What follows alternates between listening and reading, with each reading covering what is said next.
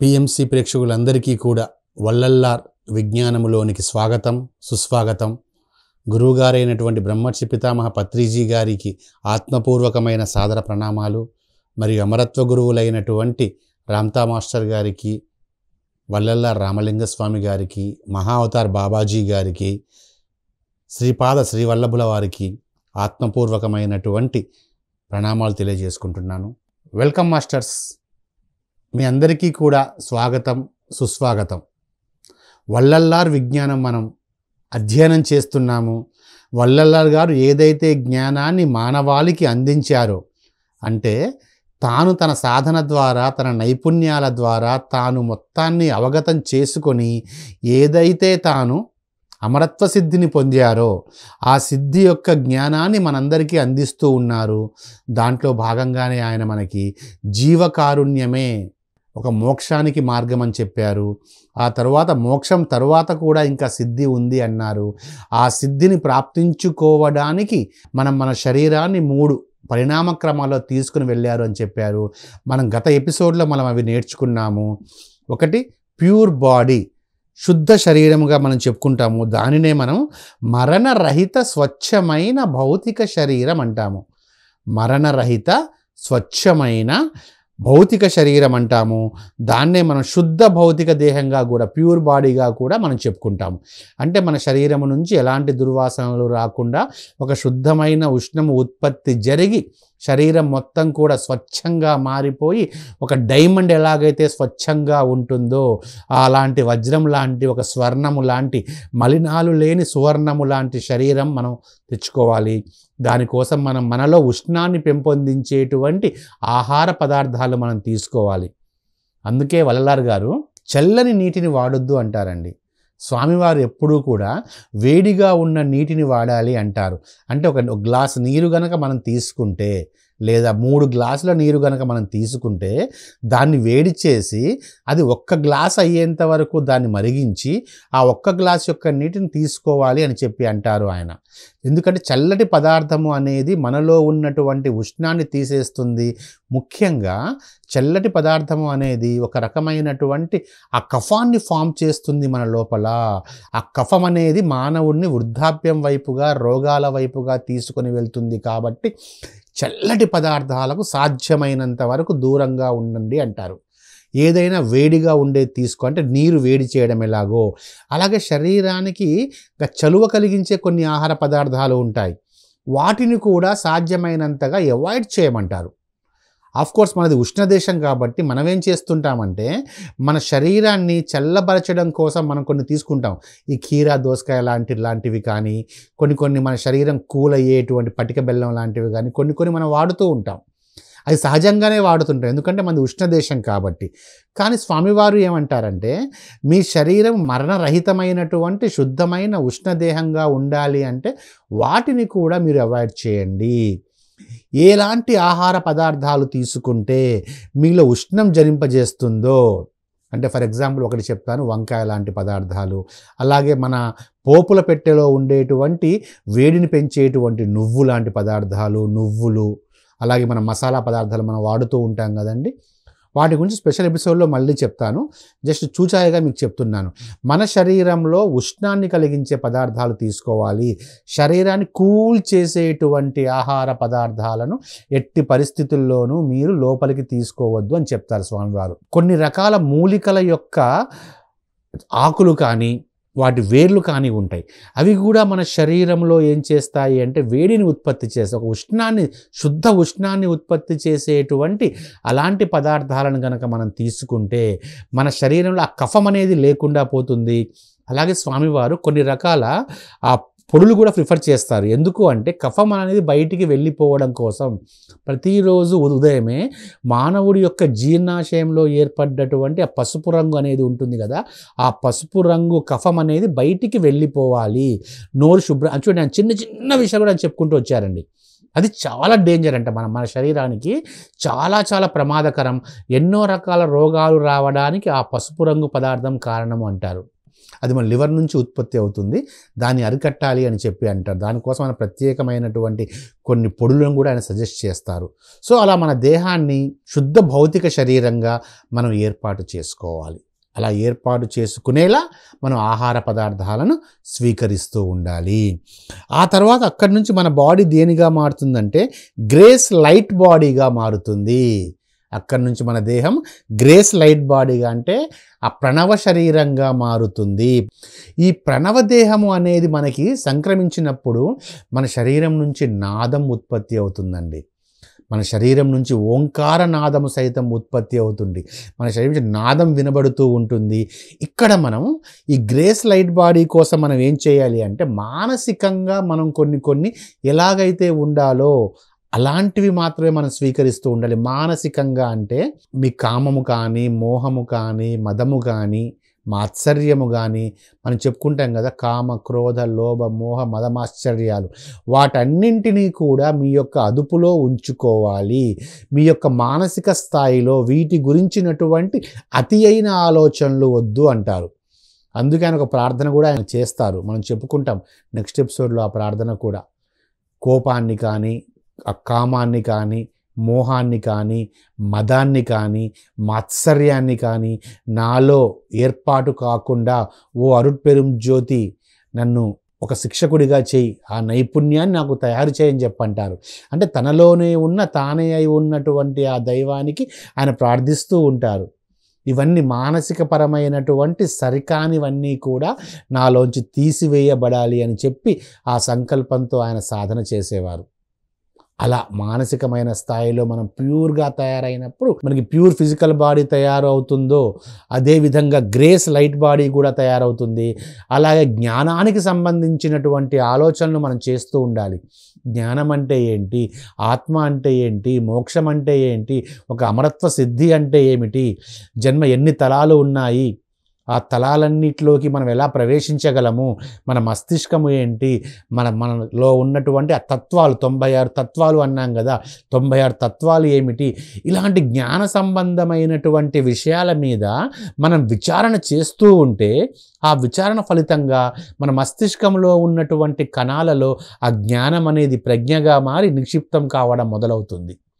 ఆ జ్ఞానం ఎప్పుడైతే మన మస్తిష్కము అనేది దివ్య మస్తిష్కంగా తయారవుతుందో దాని ప్రభావంతో మన శరీరం మొత్తం కూడా, మన శరీరంలో ఉన్న అణువులు మొత్తంలో కూడా జ్ఞానం అనేది వస్తుంది.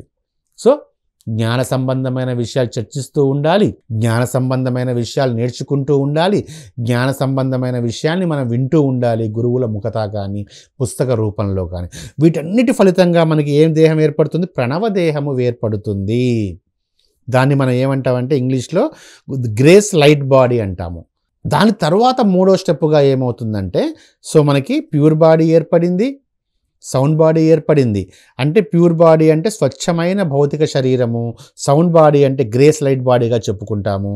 దీని ఫలితంగా మనకి ఎలాంటి శరీరం అయితే మనం ఆశిస్తూ ఉన్నామో, ఎలాంటి శరీరాన్ని మనం ఏర్పాటు చేసుకోవడానికి ఈ భూతలం మీద ఇన్ని సాధనలు చేస్తూ వచ్చామో లిమిట్లెస్ ఇంటెలిజెంట్ బాడీ అంటారు దాన్ని. అక్కడ జ్ఞానాన్ని నేర్చుకుంటూ ఉంటే ప్రణవదేహంగా మారిన తర్వాత నేర్చుకున్న జ్ఞానమంతా మన దేహంగా మారుతుంది. అది కూడా అపరిమిత జ్ఞానము, లిమిట్లెస్ ఇంటెలిజెంట్ బాడీ. తెలుగులో జ్ఞానదేహము అంటే అపరిమితమైనటువంటి జ్ఞానంతో నిండిపోయినటువంటి దేహంగా మారుతుంది. అలా దేహంగా ఎప్పుడైతే మారుతుందో అప్పుడే మనం సంపూర్ణ జ్ఞానము కలిగినటువంటి మానవులం కాగలము. అదే మనకి సిద్ధిని సిద్ధింపచేస్తుంది. సో ఈ మూడు శరీరాలు బాగా గుర్తుపెట్టుకోండి మై డియర్ ఫ్రెండ్స్. ఒకటి వచ్చేసి మనకి స్వచ్ఛమైన భౌతిక శరీరము, దాన్ని మనం ప్యూర్ బాడీ అంటాము. సెకండ్ వచ్చేసి the grace light body. Third body వచ్చేసి లిమిట్లెస్ ఇంటెలిజెంట్ బాడీ. సో ఈ మూడు బాడీస్ అనేవి ఎప్పుడైతే మనం వీటిని, అప్పుడే మనం అసలైనటువంటి ఆ సిద్ధిని సిద్ధించుకున్నట్లు లెక్క. ఇవి మనకి మన అమరత్వ సిద్ధి గురించి ప్లస్ శారీరక శాశ్వతత్వం గురించి వల్లల్ల జ్యోతి రామలింగ స్వామి గారు ఇస్తున్నటువంటి ఒక సత్యాలు. ఆ తర్వాత ఆరవది మనం 5 స్టేట్మెంట్స్, 5 సత్యాలు మనం తెలుసుకున్నాము.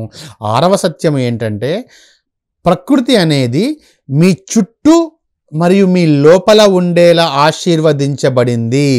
మరి దేనికోసమో ప్రకృతి లేదు. మీ ఆత్మ మీ భౌతిక శరీరంలో నిరంతరాయంగా ఆనందించడానికి మాత్రమే. ఒక రెబలియస్ స్టేట్మెంట్ ఇచ్చారు ఆయన. ప్రకృతి ఎవరి కోసం సృష్టించబడిందయ్యా? అసలు ప్రకృతిని సృష్టించిన వారు ప్రకృతిని దేనికోసం సృష్టించారు అంటే, ప్రకృతి అంటేనే జీవజాలము, జంతుజాలము, ఖనిజజాలము ఇవన్నీ కలిపి నదులు, చెట్లు, సెలయేళ్ళు, కొండలు, పర్వతాలు, మైదానాలు, మీ పంట పొలాలు, ఇవన్నీ కూడా వీటన్నిటి మనం ప్రకృతి అంటాం, నేచర్ అంటాం. ఈ నేచర్ అనేది వేరే ఎవరి కోసమో ఎక్కడో ఉన్నటువంటి భగవంతుని తృప్తిపరచడం కోసమో సృష్టించబడలేదు. ప్రకృతి అనేది మానవుడి కోసం సృష్టించబడింది. అంటే మానవుడు సాక్షాత్తు భగవంతుడు. ఇక్కడ భగవంతుడు తన కోసం తాను సృష్టించుకున్నాడు. ఆ ప్రకృతిని బాహ్యంలో మాత్రమే కాదు, బాహ్యంలో కనపడుతున్న చెట్టు, పుట్ట, నీరు, గాలి, నిప్పు, ఆకాశము, వాయువు, ఈ పంచభూతాలు కూడా ప్రకృతిలో భాగమే. ఈ పంచభూతాలని బాహ్యంలో సృష్టించుకున్నాడు. చూడండి, ఒక పెద్ద మహాసముద్రాన్ని బాహ్యంలో ప్రకృతి రూపంలో సృష్టించుకున్నటువంటి మానవుడు ఆ జలాన్ని తన శరీరంలో కూడా నీరుగా సృష్టించుకున్నాడు. మానవ దేహంలో నీరు ఉంటుంది, మీ అందరికీ తెలుసు. అసలు అత్యంత గ్రేట్ అయినటువంటి మానవ మస్తిష్కంలో 97% వాటరే ఉంటుందండి. 97% వాటరే ఉంటుంది. మన దేహంలో కూడా 1/3 వంతు నీరే ఉంటుంది. అంటే ప్రకృతిని బాహ్యంలో సృష్టించుకున్నాడు, అదే ప్రకృతిని తన కోసం తన అంతరంలో కూడా సృష్టించుకున్నాడు.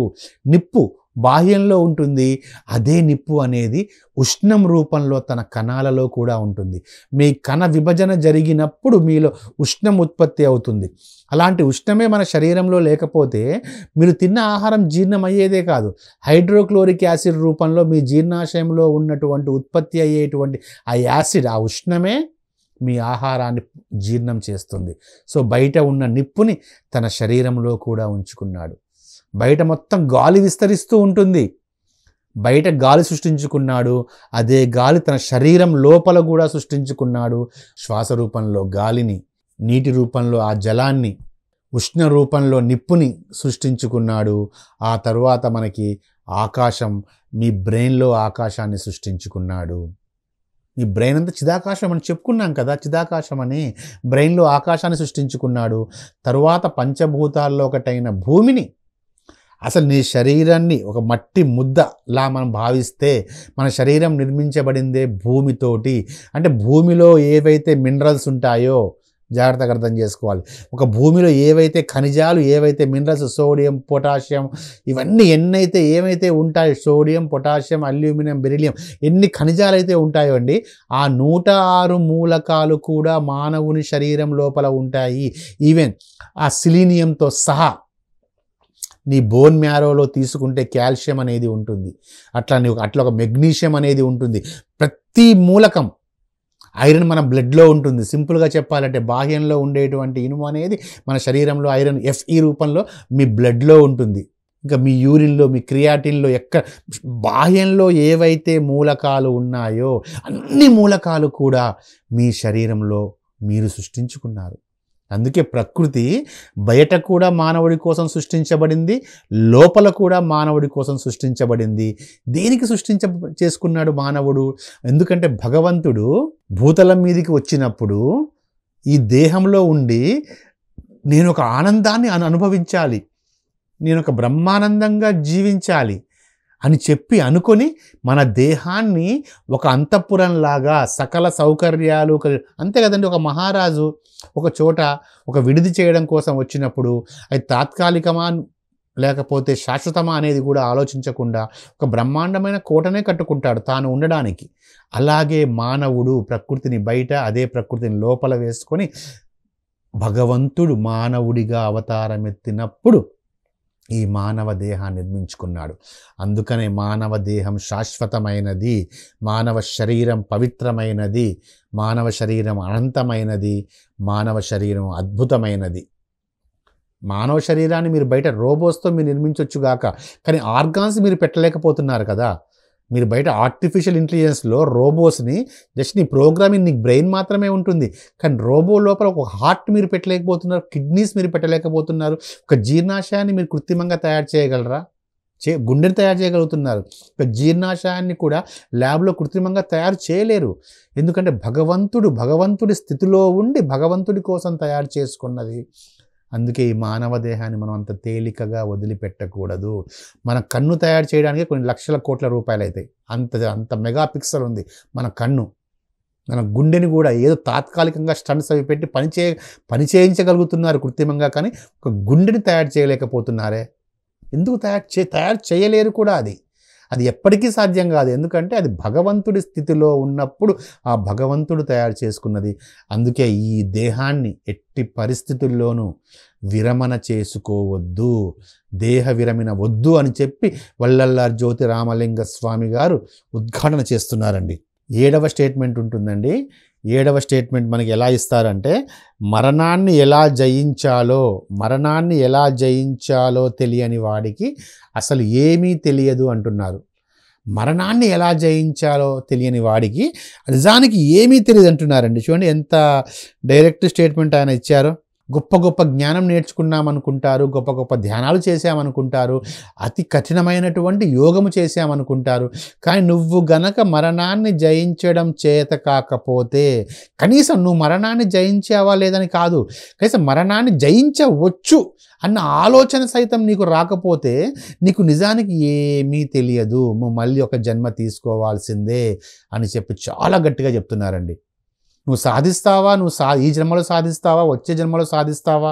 ఎందుకంటే ఈ జన్మలో నువ్వు నేర్చుకున్న జ్ఞానం వచ్చే జన్మలో నీకు క్యారీ అయిపోతుంది.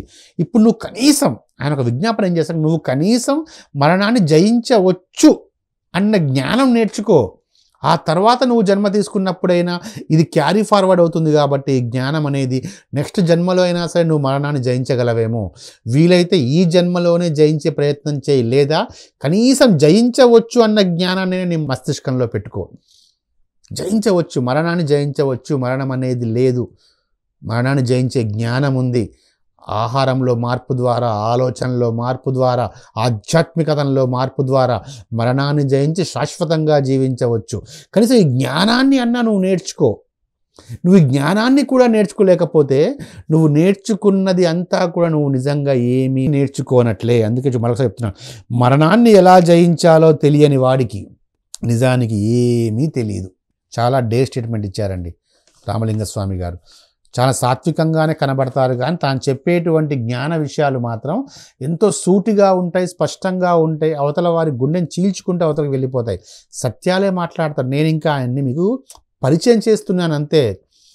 ఆయన అరుట్ప 6 భాగాలుగా ఉంది కదా, దాంట్లో అగవల్లో ఉన్నటువంటి జ్ఞాన సారాంశం చెప్పడానికి కొన్ని వేల ఎపిసోడ్స్ పడతాయి.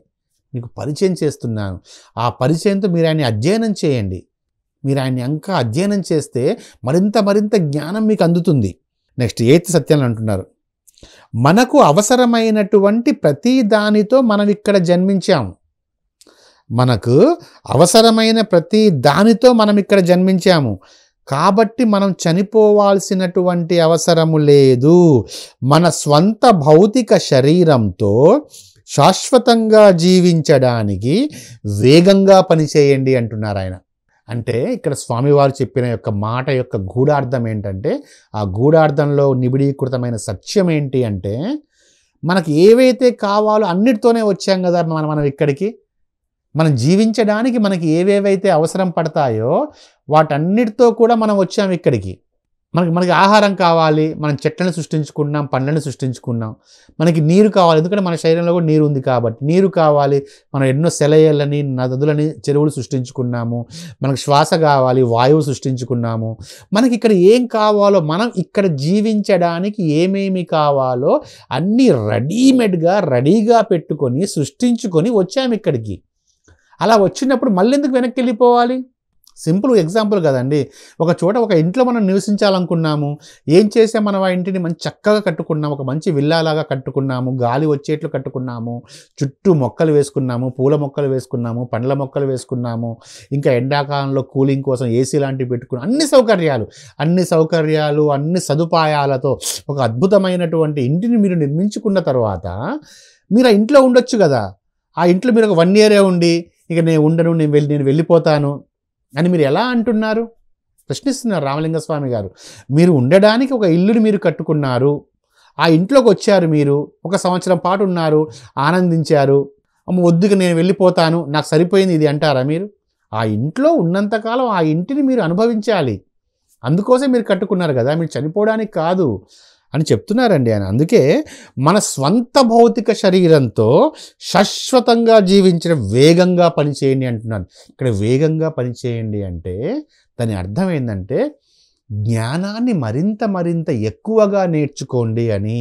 ఇక్కడ వేగం అనేది శారీరకమైన వేగం కాదండి, ఆధ్యాత్మిక పరమైనటువంటి వేగం. శాస్త్రాల్ని అధ్యయనం చేయండి, జ్ఞానాన్ని నేర్చుకోండి, మరింత ధ్యానాన్ని ఎక్కువసేపు చేయండి. ఆ చిత్సభలో ఉన్నటువంటి అరుట్పెరుంజ్యోతిని దర్శించడానికి తగినటువంటి సాధన మీరు చేయండి. సన్మార్గంలో మీరు నడవండి, జీవకారుణ్యంతో ఉండండి, కరుణ చూపించండి, ప్రేమ చూపించండి. ఇవన్నీ కూడా వేగంగా పనిచేయండి అంటే అర్థం అన్నమాట. సో ఇవన్నీ మనం నేర్చుకోవాలి. ఇలాంటి వాటితో మనం ఉంటే అప్పుడు మన స్వంత చూడండి భలే వాడతారు పదం కూడా కదా, మన స్వంత భౌతిక శరీరంతో మళ్ళీ నీకెవరో వేరే బాడీ ఎక్కడి నుంచో మళ్ళీ తెచ్చుకోవాల్సిన అవసరం లేకుండా నీ స్వంత భౌతిక శరీరంతో నువ్వు ఎంతకాలమైనా ఇక్కడ జీవించవచ్చు అని చెప్తున్నారండి. చూడండి ఆ తర్వాత ఒక క్రూషియల్ పాయింట్ అని చెప్తున్నారు. జీవితం ఆత్మపై ఆధారపడి ఉంటుంది, కానీ రెండు మన భౌతిక శరీరంపై ఆధారపడి ఉంటాయి. అందువల్ల దానిని మీ శాశ్వత నివాసంగా చేసుకోండి.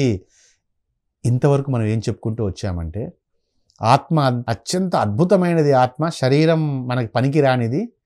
ఆ పనికిరాని శరీరాన్ని మనం వదిలేసి ఆత్మతో పాటు వెళ్ళిపోదాం అని చెప్పి ఇంతవరకు చాలా చోట్ల చాలా మంది చెప్పుకుంటూ వచ్చారు. కానీ మన శరీరం పనికిరానిదే అయితే, మన శరీరం పనికి మాలినదే అయితే అంత అద్భుతమైన ఆత్మ ఆ పనికిరాని శరీరంలో ఉంటుందా? ఉండదు. ఆత్మ తనకంటే అద్భుతమైనది శరీరం కాబట్టి ఆ శరీరంలో ఉండగలుగుతుంది. దీని గురించినటువంటి మరిన్ని వివరాలు మనం నెక్స్ట్ ఎపిసోడ్లో మనం తెలుసుకుందాం మాస్టర్స్. మన soul is greater than body అనుకుంటాం కదా, బట్ రామలింగ స్వామి గారు చెప్తారు body is greater than soul అంటారు. ఎందుకో కూడా ఆయన వివరిస్తారండి. సో సోల్ ఏంటి, బాడీ ఏంటి, ఈ రెండు ఏంటో మనకు అర్థమైనప్పుడు ఆ గ్రేట్నెస్ మనకు అర్థమవుతుంది. సో ఎపిసోడ్ వీక్షిస్తున్నటువంటి పిఎంసి ప్రేక్షకులకు కానీ ఆత్మజ్ఞాన ధ్యాన అభిలాషులందరికీ కూడా శుభాభివందనాలు తెలియజేసుకుంటున్నాను. నాకు ఇంతటి అవకాశాన్ని కల్పించినటువంటి పిరమిడ్ మెడిటేషన్ ఛానల్గా పిఎంసి టీం గారికి, టీం అందరికీ కూడా నేను హృదయపూర్వకమైనటువంటి ధన్యవాదాలు తెలియజేసుకుంటున్నాను. నెక్స్ట్ ఎపిసోడ్లో మనం కలుద్దాం మాస్టర్స్. ఆత్మ ఏంటి, శరీరం ఏంటి అనే టాపిక్ తోటి మనం కలుద్దాము. ఇదంతా కూడా అమరత్వ సిద్ధిలో భాగంగా వస్తుంది. Thank you very much. అందరికీ ధన్యవాదాలు.